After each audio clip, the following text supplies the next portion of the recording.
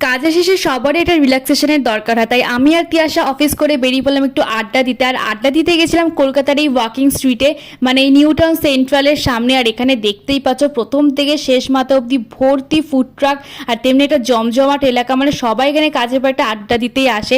আর এই শাওয়ারমা দেখলে তো আমার জিভ দিয়ে একদম জল পড়তে থাকে এই বাটারগুলোর মতো।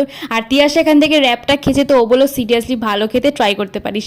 আর তারপরে এখানে তিয়াশা ভাবছে ফটো তোলা হচ্ছে, তারপর যেই দেখছে ভিডিওর এক্সপ্রেশনটা দেখো।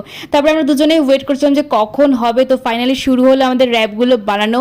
আর সিরিয়াসলি খুব সুন্দর যত্ন করেই বানাচ্ছিল, আর অনেকটা পরিমাণে চিকেন দিয়েছিল, মানে একদমই কিপটামও করেনি।